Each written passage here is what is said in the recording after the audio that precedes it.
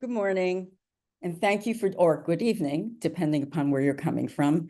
Sorry for our technical delays, but I'd like to thank you for joining us for our first Timely Topics in Global Health event, where we bring together global experts to discuss a current challenge in global health. I'm Michelle Berry, Director of the Stanford Center for Innovation in Global Health and Senior Associate Dean for Global Health. Today, we have an outstanding panel to help us understand the current situation and response to Mpox in Central Africa and its implications for global health. First, I'll provide a short overview of Mpox to set the stage for today's conversation. As you may know, Mpox, formerly called monkeypox, is caused by an orthopox virus in the Poxviridae family, the same family to which the eradicated smallpox virus belongs. After smallpox was eradicated and widespread smallpox vaccination ceased, there has been concern that Mpox might cause the next serious orthopox viral epidemic due to an existing susceptible global population who lack cross-protection of smallpox vaccination. Mpox is a zoonotic infection, and while the natural reservoir for the virus is unconfirmed, it is thought to be small mammals such as rodents. In 2003, an outbreak of Mpox occurred in the US when Gambian giant pouched rats were imported and housed with prairie dogs, who then got infected and transmitted disease to pet owners. The Mpox virus has two clades, or distinct genetic groupings: clade 1, which has subtypes 1A and B, and clade 2, with subtypes 2A and 2B. Clade 1 is endemic in Central Africa and tends to cause more severe death with higher mortality, while clade 2 is endemic in West Africa. While Mpox has circulated endemically in West and Central Africa for decades, in the last few years, clade 2B emerged and has spread more readily through close person-to-person contact, especially sexual contact. It prompted the WHO to declare a public health emergency of international concern in the summer of 2022 as cases spread globally. But thanks in part to a robust public health response, by May of 2023, cases declined globally and the WHO's declaration ended. But unfortunately, in late 2023, clade 1B emerged and began spreading rapidly through Central and East Africa. Historically, more children have been reported to contract clade 1 Mpox, and recently, Burundi saw 30% of their cases in children under the age of 5. Over 6,000 Mpox cases, including 32 deaths, have been reported across 15 African countries in 2024, according to the most recent update by WHO. The DRC accounts for most cases, followed by Burundi and Nigeria. In response to this really rapid spread of this new clade, the WHO on August 4th declared another public health emergency of international concern. Today, we have 4 expert panelists and a moderator involved in the California response who will share their knowledge of this rapidly changing situation. Dr. Junior Muji is a physician educator and head of research at Vanga Hospital, a large remote referral hospital in DRC. He holds a Master's of Science in Global Healthcare Leadership from Oxford, and at Vanga Hospital, he organizes and leads basic clinical research and implements quality improvement projects. His work includes enabling health facilities to provide excellent quality patient care in very remote rural areas. Over the past decade, he has treated numerous cases of monkeypox and has recently been working to combat misinformation about the disease in the DRC. He's also an inaugural scholar with our Stanford African Scholars in Global Health program, and we're thrilled that he can join us today. Dr. Esto Bahiziri is a medical doctor trained in medical microbiology at the University of Nairobi and in epidemiology public health at the Free University of Brussels. He's more than 10 years of experience in research and teaching, with his main areas of research in infectious disease epidemiology and maternal and child health micronutrients. He's also an experienced clinician and public health practitioner supporting primary healthcare projects, working in national and international organizations. He leads the DRC Center for Tropical Diseases and Global Health at the Catholic University of Bukavu in the DRC.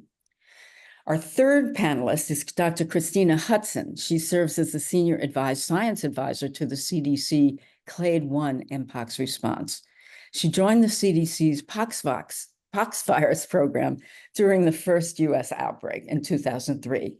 She went on to study and characterize the prairie dog model of monkeypox virus and completed her PhD in veterinary pathology from the University of Georgia. Beginning in 2016, Dr. Hudson served as the team lead of the virus-host molecular interactions with CDC's pox virus and rabies branch. And in 2022, she became chief of this branch. Dr. Bonnie Maldonado is our next panelist, and she is the Director of Global Child Health in the Stanford Department of Pediatrics. She served as an EIS service officer at the Centers for Disease Control and has led many domestic and international pediatric vaccine studies. She's currently the incoming chair of the Mpox Working Group for the CDC's Advisory Committee on Immunization Practices. And lastly, Dr. Abrar Karan will serve as our moderator. Abrar is an infectious disease fellow and postdoctoral researcher in the Division of Infectious Disease and Geographic Medicine at Stanford University. He worked on the Mpox outbreak for the LA County Department of Public Health in 2022-3 and has led public information offerings on Mpox for NPR and other social media. He served on the WHO Commission independent panel on pandemic preparedness and responses. I'm going to turn it over. Abrar completed his internal medicine residency at the Brigham Women in Hospital and Harvard Medical School and in the Global Health Equity Program. Abrar, I'm going to turn it over to you. Great. Thanks so much, Dr. Berry. We are so excited to have just such an amazing panel today set up. So let me jump right into it. I know we're at about 8 to 15 almost. So we have a number of questions we want to get through with the panelists. So I wanted to jump in and say for Dr. Hudson specifically, could you describe for us what's going on right now with the concurrent outbreak, including across the clades? I think just so the audience can get a sense of what the overview is of the situation right now. Sure, I'll try to cover this briefly but thoroughly. So for the Clade 2 outbreak, which as was just mentioned, began in 2022 across the globe, we still have ongoing cases across the world. And just focusing on the US, we do have a pretty steady number of cases, both in 2023 and 2024. We saw a slight increase last fall in 2023, but we've stayed in the almost single digits, so below 15 cases a day.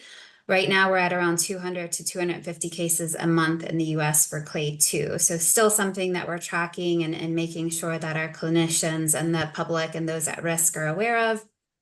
For the Clade 1 outbreak, this is a virus that the Democratic Republic of the Congo and some of the other countries have been dealing with for many, many years. The first case of Clade 1 was actually identified way back in 1970 in the DRC, so this is not a new virus. And really through the years, we've been seeing a steady increase in cases. So that's something that's been well documented in the literature.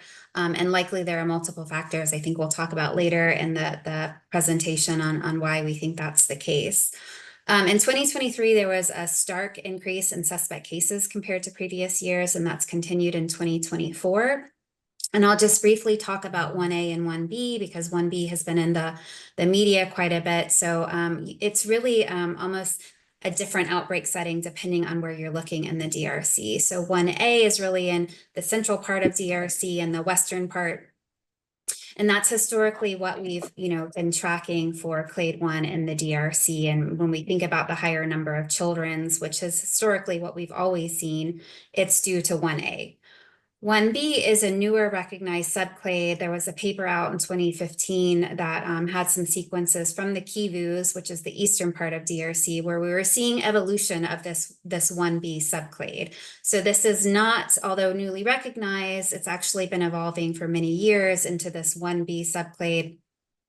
And it's really seemed to be driven mostly through sexual transmission on the eastern part of the DRC, whereas 1A is still sort of that historical, what we considered, sort of the normal transmission for 1A, where we see some zoonotic spillover and mostly close household transmission occurring.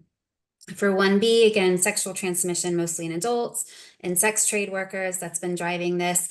And then that has spilled over to some of these countries in the West, including Burundi, Uganda, Rwanda, as well as a few cases in Kenya.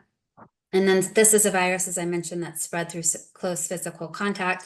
So once sexual transmission occurs in adults, they go home, and especially in some of these very small household settings with many people, it's able to, of course, spread onward to children, which is what we're seeing in Burundi that was just mentioned. And I think I'll pause there. Hopefully I covered a brief overview for clade 1 and clade 2. Yes, thank you so much. That's great.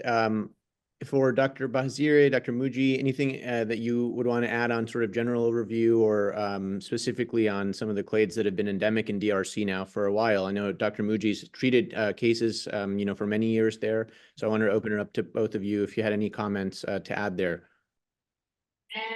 Yeah, thank you very much. At this moment, not a big comment, but as we have said, since a decade, myself has been treated patient. But at that time, it was clear that one day it will become a big outbreak, a global threat.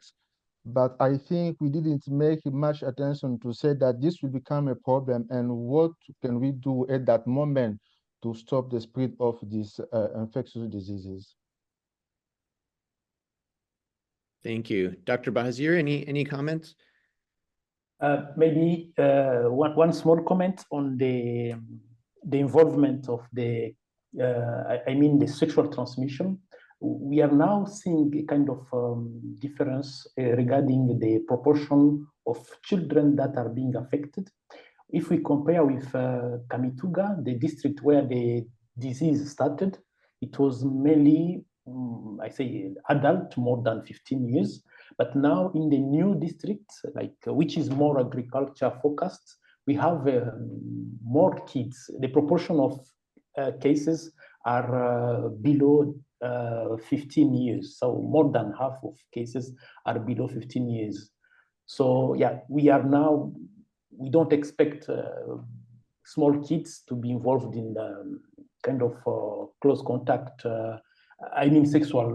sexual activities, but I think we have a real transmission in household, a contact, as mentioned Dr. Houston.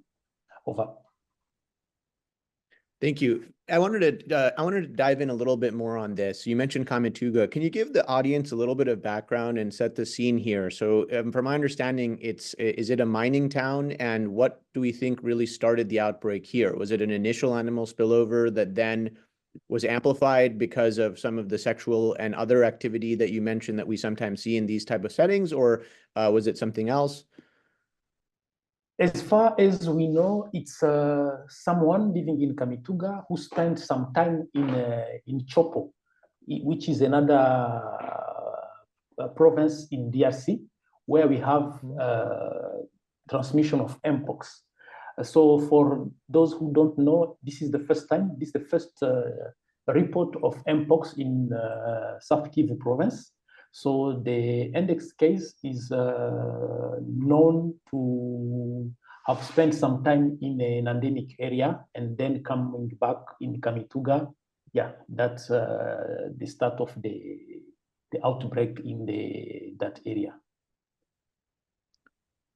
Got it. And just to sort of double back on some of the transmission patterns. So it seems like after this introduction initially, the propagation has been primarily through these close family settings and then also through sexual transmission. Is that right? I think Dr. Hudson mentioned. Yes, it's right. We could see high proportion of sex workers being among the cases. And with some interviews, even those who were not known as being sex workers could tell a physician that they were in touch with sex workers at some point. So we had the high proportion of people who were affected via the sex worker industry. I'm sorry to say that, but yeah, there was a high proportion of patients who were infected via this route. Okay.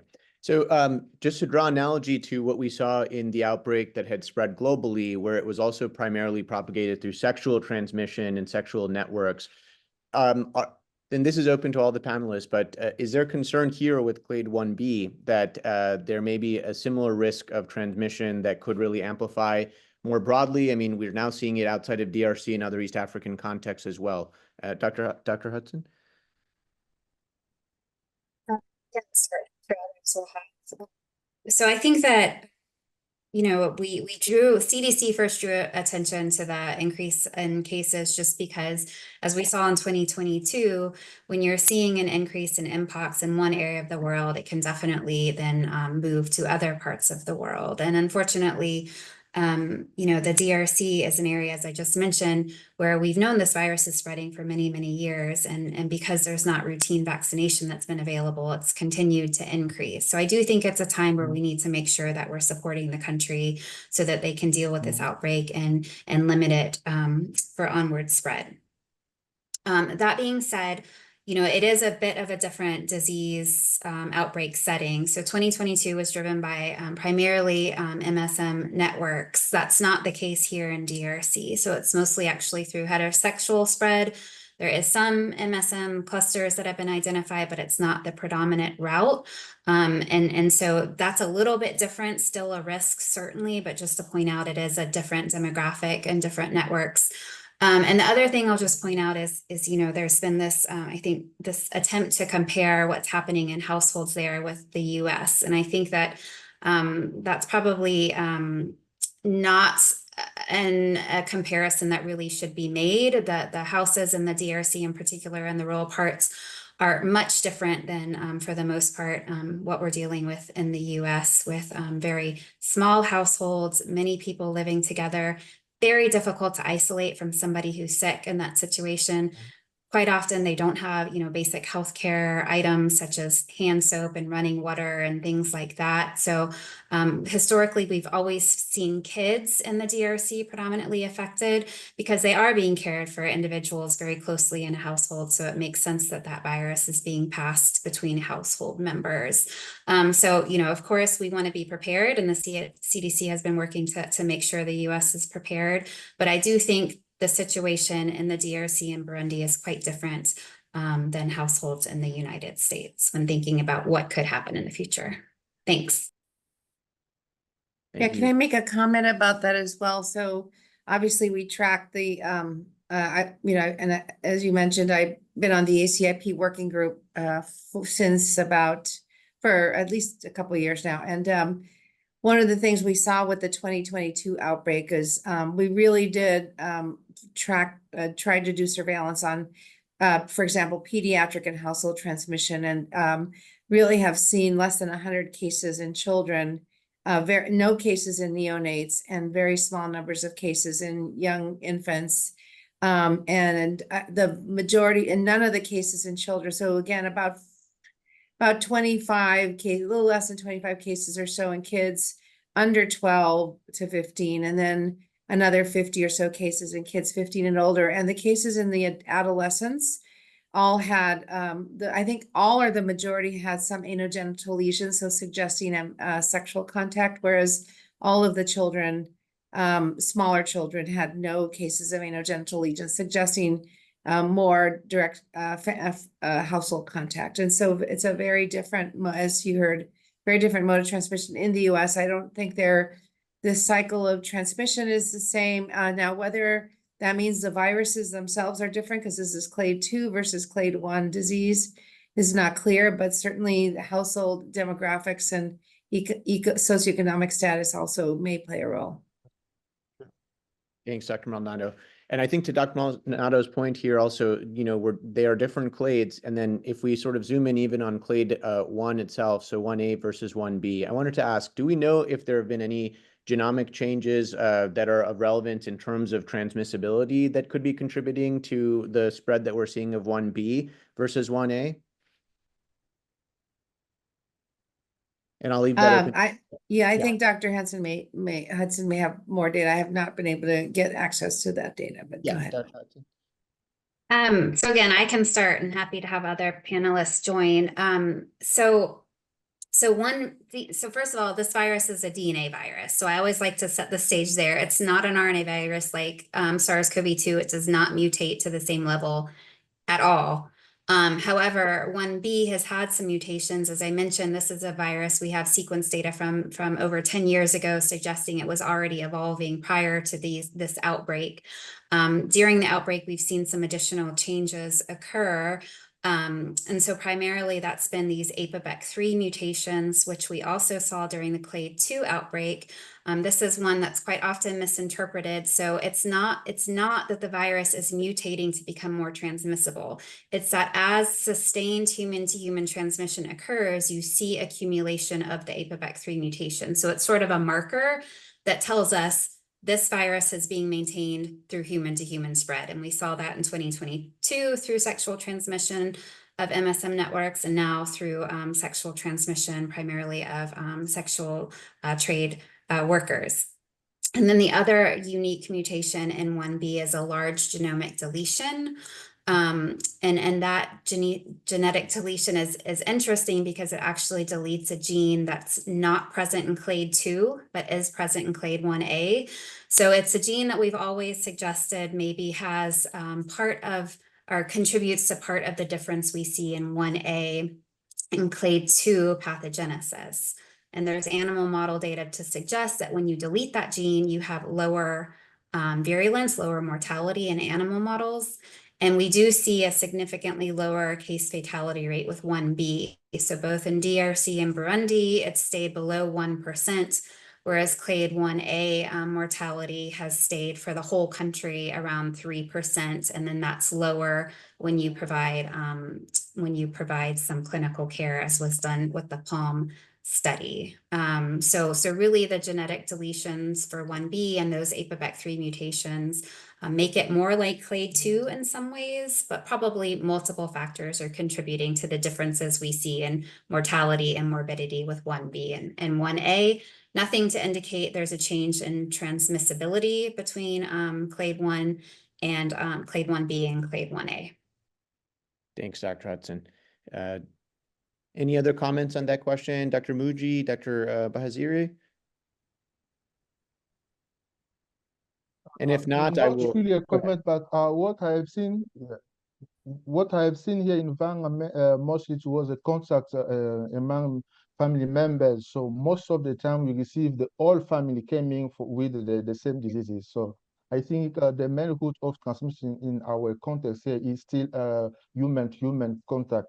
But if we go in detail, it starts with the contact with the animal, a rat in the field caught by a child.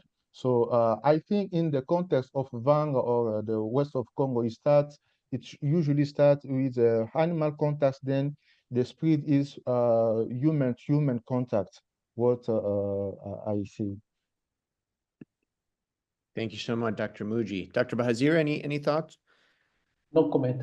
Yeah, thank you. So I wanted to turn it to actually something that was big in the news now. So access to diagnostics. It seems the WHO has now approved a PCR-based test that can help with diagnosis. I know that, the access to resources has been a huge part of this outbreak. A lot of people have been talking about it. Many African scientists have been bringing attention to this for years and years. There's been decades of, outbreaks of Mpox. So can you comment, Dr. Muji, Dr. Bazir? I really want to hear your perspective on what difference you think this will make having access to such an important diagnostic for the response. If I could start, I think this can be amazing if we can find an easy tool for diagnosis. I can tell you an issue. Remember, one time it's not Mpox, but it was Ebola, and it was difficult for us in the hospital. We spent $3,000 to send the sample from Vanga to Kinshasa. Can you imagine how it was very expensive for our hospital that need resources? It's the same with the Mpox. So it's almost impossible to send every time samples to Kinshasa because we lack laboratory equipment, resources, human resources. So I think if we can find an easy way to make diagnosis in our own hospital, that will change things in the future because we will have the data, the information, and we can say to people in Kinshasa, look, here in Vanga, this is what we are observing, and we ask you to come work with us and see what is really the problem. I think that will change the way in the future, not only for Mpox, but for other outbreaks coming in the future. Thanks, Dr. Muji. Dr. Baziri? Yeah, the issue of diagnosis is a real problem, even beyond the Mpox outbreak, the current. So I think we need to improve the whole system, not only outbreak response, but beyond, because the outbreak is happening in a system which is there and which should be more prepared and should have more resources in terms of personnel and equipment, as said Dr. Muji. So I think this is really, yeah, it's a known problem. Unfortunately, it has not been fixed for years now, which is unfortunate. So currently, I mean, the PCR kits, I mean, the PCR assay will be used, but in a central lab. Then this will not be, many of our hospitals don't have possibility to run PCRs. So there is no infrastructure, we don't have people who are trained. So these are assays that can be only be done in the central lab at national level or in the best case at provincial level. So I think this is good, it's good, but if we could have some kind of rapid diagnostic, that will maybe be a game changer, because that could be used, I mean, like a flow lateral assay. This could be used by practitioner in primary healthcare or hospital in rural area. So what we are using now is a GenExpert machine using the cartridges. So it's not specific for clade 2. Now the cartridge that are available, you can see the orthopox, the signal for orthopox and for clade 2. So if it's orthopox, then negative for clade 2, then by default, we assume it's clade 1 regarding the context of the epidemiology, the current epidemiology. So yeah, that's the point I want to add. Thank you. Thank you. Thank you. Dr. Hudson, I see your hands up. Yeah, just really quick. That was a great point that was just made. And so what we've been doing in the DRC specifically for many years is working with the National Reference Lab to make sure they have the capacity to test for Mpox. But several years ago, we started leveraging the gene experts that are in some of the more remote settings there for tuberculosis testing. And so previously, we had a test that Shwapa and Shopo, two of the province, started using. When this outbreak happened, we actually went to a commercially available test that can be run on the gene experts. And so now that's in those two provinces, as well as two labs in Equator, which is, of course, sort of one of the provinces that was really driving case numbers early in the outbreak. And so we wanted to make sure we got testing there to understand better what was happening. And then we're also supporting the Goma lab within the DRC to make sure that they have testing on the eastern part as well. So I think, as was just mentioned, getting testing, whatever platform is available to those more remote settings is really important. And then we need to make sure it's a PCR test that is targeting a viral conserved area of the genome, or one that we know isn't impacted by potential mutations such as the 1B mutation, making sure we don't miss Mpox cases, and then using sort of an algorithm to say that this is likely clade 1. We haven't thus far ever seen clade 2 in the DRC. So that algorithm testing is really useful here. Thanks. Thank you. Thank you. That's so important. I wanted to turn now to the two other big tools in our arsenal. So vaccines and antiviral medication. So we're very lucky to have Dr. Maldonado, who will be chairing the ACIP Mpox committee. Dr. Maldonado, can you comment a bit about the situation right now with the Jynneos vaccine? I know there's been a lot of vaccine now being, finally sent over to the DRC. Can you comment a little bit about how important that is on the global level?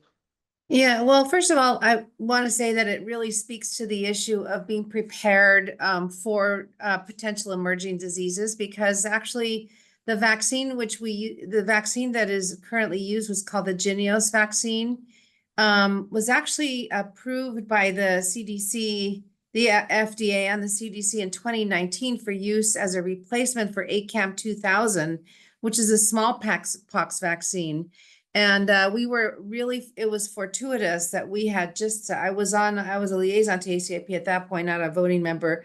When that vaccine was approved by the FDA, licensed and approved by CDC. So it turns out that vaccine again it's a smallpox vaccine, and it's really primarily been used as a kind of a stockpile vaccine to protect individuals who might be at risk for exposure to smallpox, and fortunately has significant cross-reactivity with other orthopox viruses, including Mpox.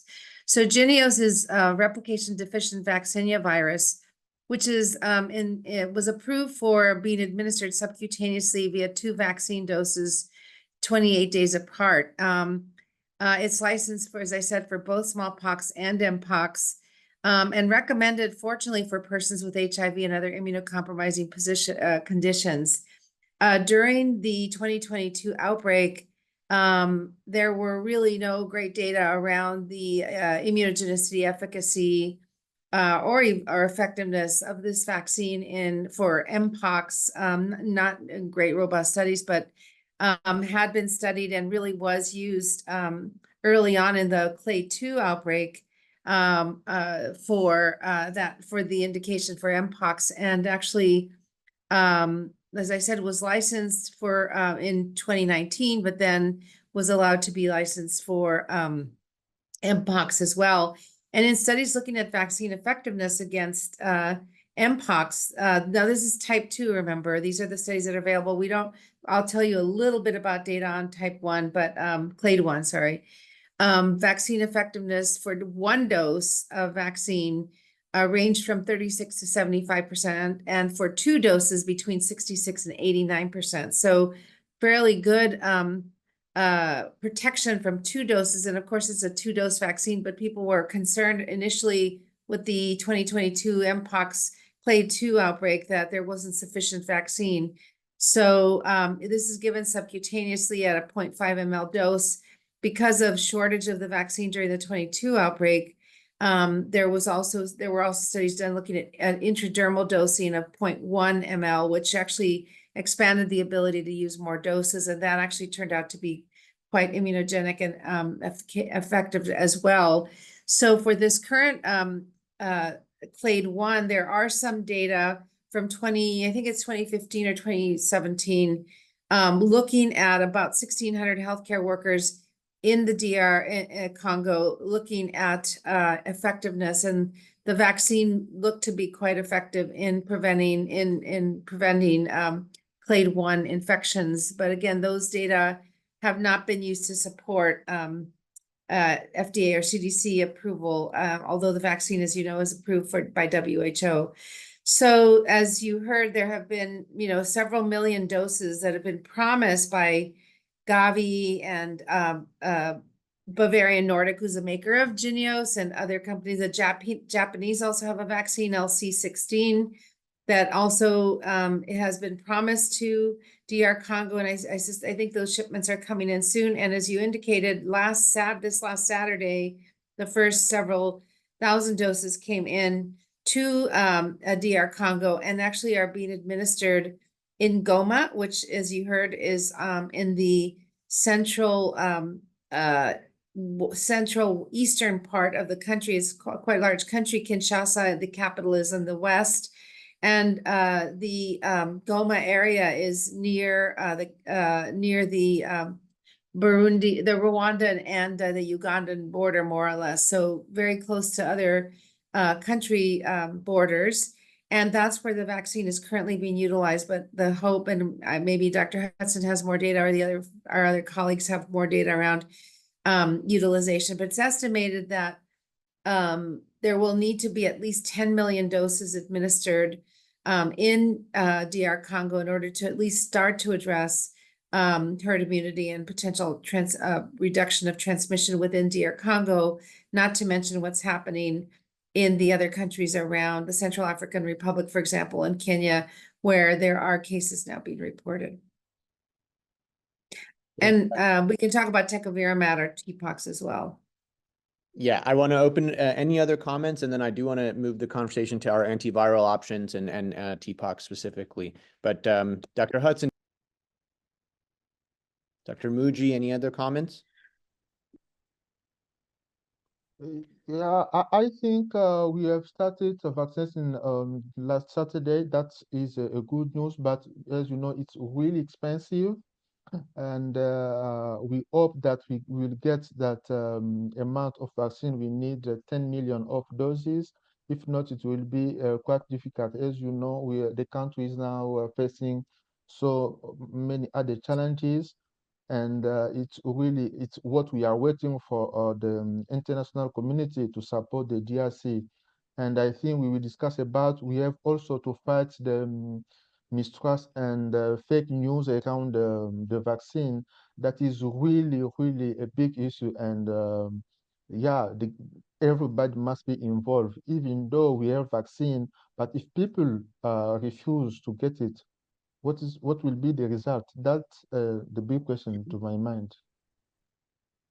Thank you. That's such an important point. You know, vaccine hesitancy or misinformation around vaccines has been a huge issue in the United States for us, and we know that the rollout is such a complicated process. So thanks for bringing that up. Dr. Bahazira, any thoughts on that? Or do you feel like there will be some hesitancy or a lot of questions around the vaccine, which I think, you know, are justified? You know, people will have questions when this new vaccine arrives. Yes, I agree with Dr. Munji. We have a high proportion of hesitancy, more and more. And this might reduce even if the vaccine is there, that if people are not, don't agree to take it, then it's a huge issue. But on top of that, there is not enough doses. So this is also another big issue, even for those who could agree to be vaccinated. We don't have enough doses. Over. Thank So, you. Abar, I should mention that the Jynneos vaccine in the U.S. is licensed for people 18 and over, and not licensed for children, which, as you heard, makes up over half of all of the cases right now in DR Congo, and not really a substantial number of cases in the type 2 outbreak in 2022. But there have been, the vaccine can be used in children. It has been used in the US in small numbers of children as young as 4 months of age. So it can be used. It's not recommended to be used in the very young, but it can be used. And there's a vaccinia immune globulin, which can be used. But again, the logistics of doing that outside of a developed setting would be very difficult. But the LC716 vaccine is the other vaccine, the Japanese vaccine, that actually has been studied in children. So that vaccine, when it comes, may have more widespread use if they have sufficient doses to be given to the children. Bavarian Nordic is actually has just sent their data to FDA to review for adolescents, and also are doing trials now for children as well, 2 to 12 years of age. Thanks, Dr. Baldonado. Those are key points. Just for time's sake, I wanted to make sure we touch on antivirals. So, you know, there was a trial in the DRC recently on tecovirimat. Dr. Hudson, do you want to comment a little bit on what some of the findings were, or I'll open it to other panelists as well? What were some of the key findings from that trial? And we have an ongoing trial in the US, STOMP trial, which results are not out for yet. Yeah, so I'll just start by saying TPOXX was approved for smallpox under the FDA animal rule, and really I think that the key point there is that before this global 2022 outbreak in the US, there was very limited orthopox virus infection. So they used the animal rule. They were quite robust animal challenge studies that showed this drug was effective, but we really didn't have any real world data except for a small handful of cases with Mpox until the 2022 outbreak happened. The PALM study in the DRC has just been released, and as I'm sure most people saw, it really just showed that, unfortunately, the drug didn't show any major difference between placebo as far as resolution of illness. However, it did highlight that when patients were given supportive care, and this was primarily fluids, pain relief, antibiotics to prevent secondary bacterial infections, that the mortality was much lower than the rest of the country. And this is clade 1A, I should caveat, so the higher case fatality rate. So it was at 1.7%, which was similar to a previous study done in one of those same hospitals, the Cole, which had a case fatality rate of 1.4%. So that was the good news that came out of that. And then I think the really important thing is that there's still some questions remaining. And so it's really important that the STOMP trial continues in the US and that people are enrolled in that study. So we understand, do we see the same results as what we saw in the DRC and the PALM study? Do we learn anything new with sort of different cohorts of people participating in those two studies? So we encourage clinicians and patients in the US to enroll in the STOMP trial. And I'll stop there for other panelists' remarks. Thanks. Yeah, so the STOMP trial, as you know, started during the 2022 outbreak, and that study was really meant to look at, well, at the time it was meant to look at the clade 2 outbreak. And the ideal there was to enroll 500 patients from the US and Mexico, and again, to expand to other countries as well. That study, as you heard from Dr. Hudson, is ongoing, and the results have not been released yet. And the PALM trial was done independently for clade 1 only. And as you heard, the results were not, did not find a reduction of, and again, this was just really aimed, the primary endpoint resolution of symptoms. So, the number of cases was not sufficient to really power for other more severe endpoints.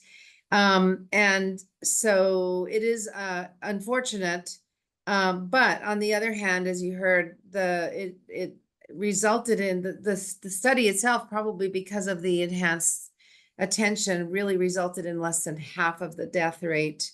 So 1.7 versus 3.6, and without the treatments that Dr. Hudson mentioned. So there are other clinical points that can be taken home, that is, enhanced care can actually reduce mortality overall anyway. Thanks, Dr. Maldonado. Dr. Bazir, Dr. Muji, if you have any comments, please go ahead. And if not, we'll move to the Q&As for just to make sure we cover those as well. Oh, can I mention one other thing? I'm sorry. For our patients, I forgot to mention HIV. So people who have immunocompromising conditions actually are supposed to, at least for the data from the type 2 outbreak so far, suggests that the effectiveness is similar to that for those without immunocompromising conditions. And actually, there was a study looking at a third dose of Jynneos vaccine, and that was found to have no increase in neutralizing antibody responses compared to 2 doses in both of the groups. So that doesn't really translate out to effectiveness, but at least neutralizing antibody was similar. And so right now it's not recommended to be given to a third dose to be given to immunocompromised individuals, nor should a booster at this point be given, because it looks like there's sustainable antibody responses for at least maybe 5 years or so. Got it. Yeah. Dr. Bazir, as your hand is Yes, maybe to add quickly about the vaccine, there is a trial ongoing currently in DRC regarding post-prophylaxis using the Imvamine, and it's enrolling also pediatric population. So maybe in the coming month, we'll be able to get some results. And another one, we're starting regarding immunogenicity among people less than 15 years versus more than 15 years up to 50. So this one is about to start, I think, in the coming 2 weeks or so in Kinshasa. Thank you. Over. Thank you. Thank you so much. Dr. Hudson, your hands up. Yeah, sorry, just one more quick thing. That the study that Dr. Maldonado has mentioned in the DRC, it's been in Schwapa. That's a study that my branch started back in 2017 in the healthcare workers, and it has been really informative. And we actually just went back for a 7-year time point, and we still see an anamnestic response even at 7 years. So we are trying to get the 5-year data out in a preprint in the next few weeks. So that will be available for people to review, because it is a really informative study, understanding how long we see a response following Jynneos vaccination. Well, and to that end, I also want to mention that there was some concern in the United States last year because there were breakthrough cases in the US after vaccination. And when those were studied, it turns out that there were, it was a very localized outbreak and these were individuals who had been vaccinated some months before, but they had very high force of infection, shall we say. They had a lot of exposures to potentially infected contacts over the course of that period of time relative to others. And they also had many fewer lesions, and they were very mild compared to natural Mpox disease. So there were worries that the vaccine wasn't working, but in fact, the vaccine probably protected them against more serious disease. And they had a very high exposure rate with very large numbers of sexual contacts during the period after their vaccination. Thank you. Thank you. So we'll move to Q&A. We started a few minutes late, so we're going to push just to 9:05. I know if anyone has a hard cutoff at 9, obviously feel free to step off. So let me move to a couple of questions. I see my colleague, Dr. Masika, here with a question. Dr. Masika is a infectious disease doctor and researcher from Kenya, University of Nairobi. So he asks, do we have unequivocal evidence of classical sexual transmission, any documented infections from person whose lesions have healed but are still shedding the virus in semen or vaginal fluids? And I know this was a question that had come up a lot during the US outbreak, and there was even debates and articles written, is it truly sexual transmission or is it close contact with lesions in the anogenital area? I'll open that to the panelists. So I think this is a question that we need to dig a bit and to find more data. But as far as I know, we followed. I can speak about pregnant women. We did some swab after delivery, and we could find DNA virus in vaginal swab. So this is after pregnancy, but most likely it could be the same before. So on top of close contact during sex, maybe there is also there might be transmission via vaginal mucosa. Over. Thank you. Any other comments? So just to that point around pregnancy, there was a pregnancy cohort here in the US during the clade 2 outbreak, and then fortunately, the numbers were small, and there wasn't any evidence of intrapartum infection, shall we say. So there wasn't any data that suggested that, but the case numbers were small.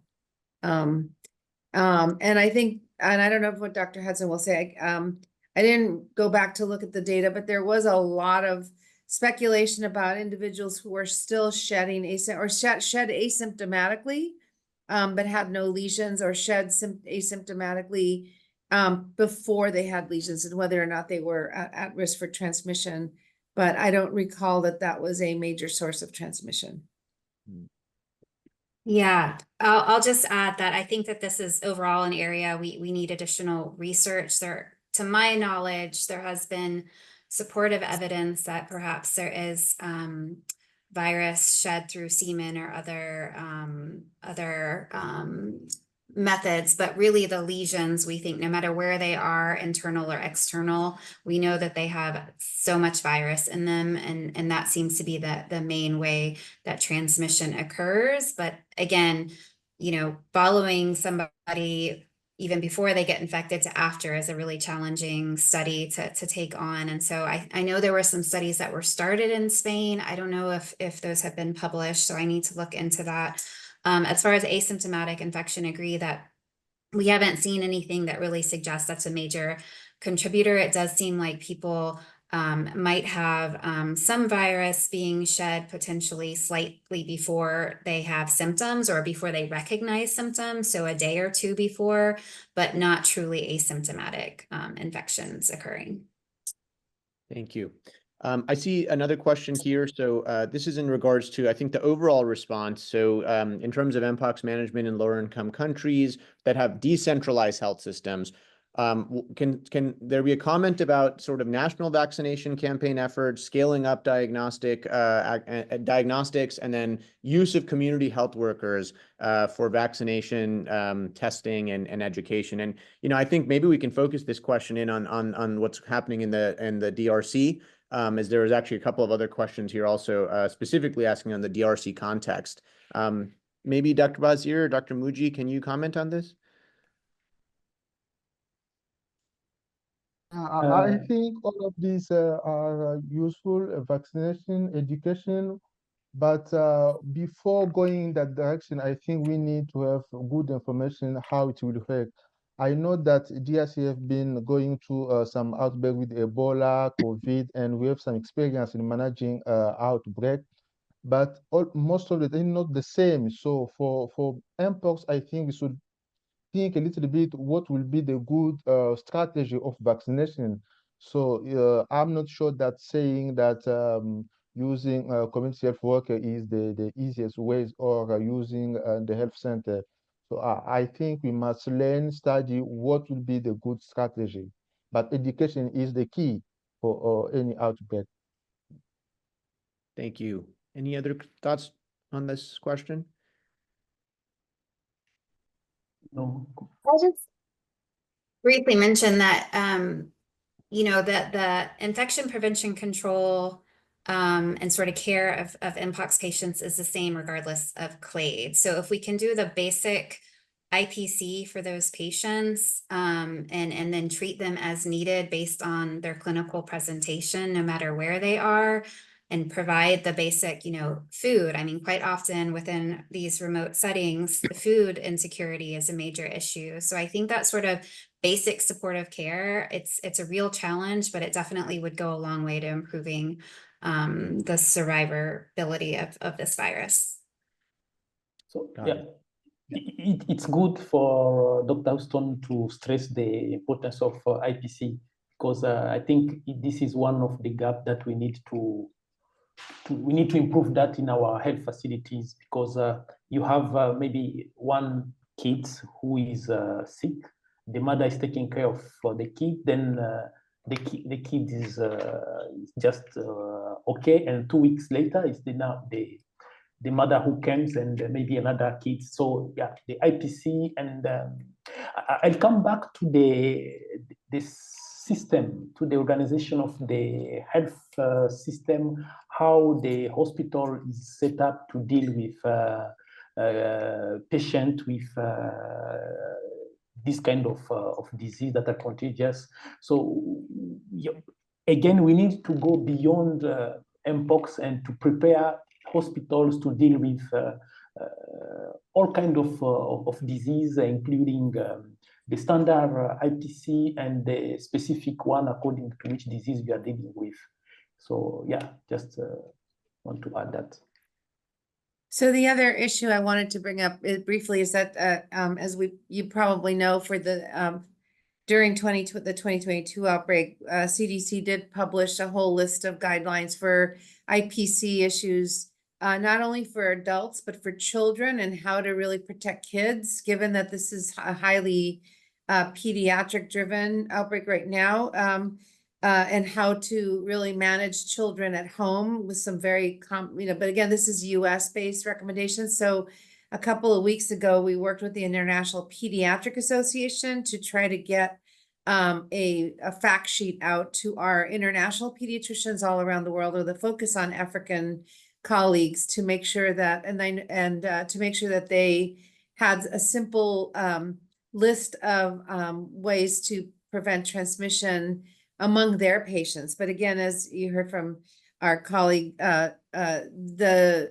message really needs to get out, not just to the providers, but to the community outreach as well, because I don't know how much access most families will have to a pediatric provider. Thanks, Dr. Maldonado. Dr. Muji, I see your hands up. Yes, I want just to highlight what Esther say. It's really important to start thinking about beyond, to build a strong health system, and then that will facilitate the management of the coming outbreak. Because at this moment, we just to try to respond with the situation. Most of the time, we don't have resources.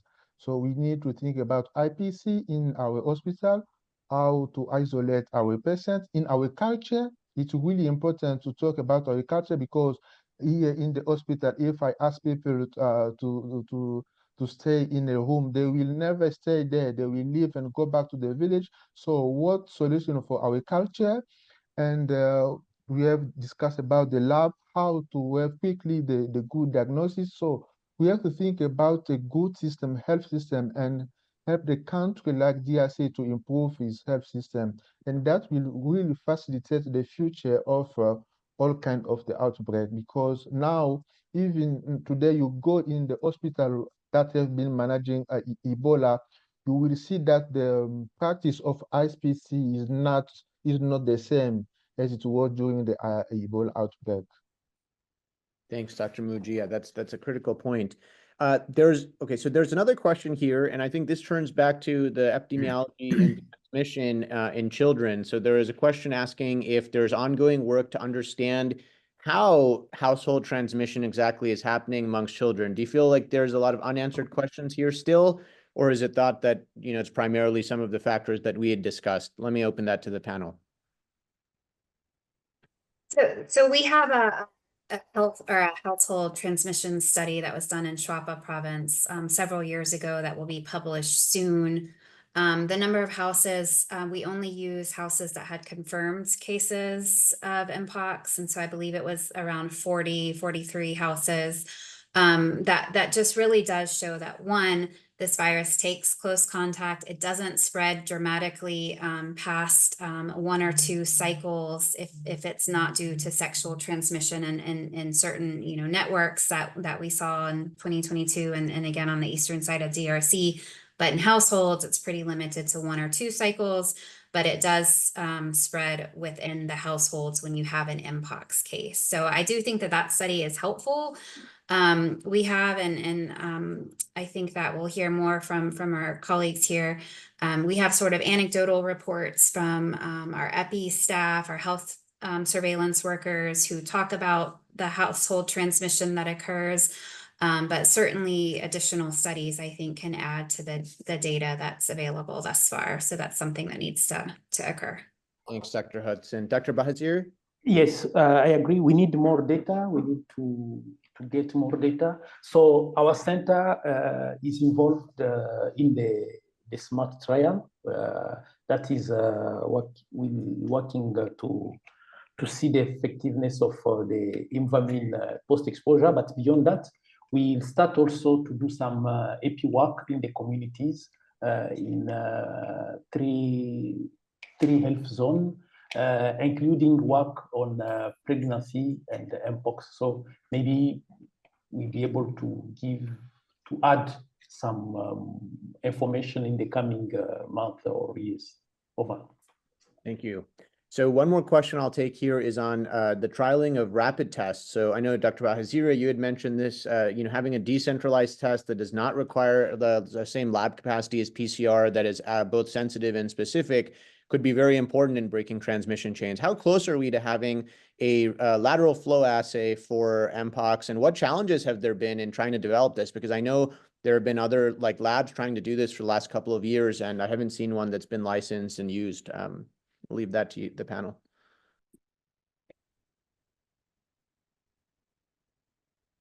Yeah, Dr. Hudson.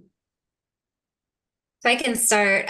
So this is actually something that my group has been working on for many years for smallpox preparedness, but we often We're using monkeypox as a surrogate, and sensitivity is just not strong enough to date. Now, hopefully that will improve with future technologies perhaps, but because this is such a big virus with so many different antigens, it's not like a little SARS-CoV-2 virus where you can target, a couple of antigens and you're going to get a really nice result there. So even when we saw pretty good results in the lab, when we took it again into Schwappa during an outbreak, we saw sensitivity around 30%. So it's just, everything I've seen for that test and then available tests to date, the sensitivity has just not been strong enough.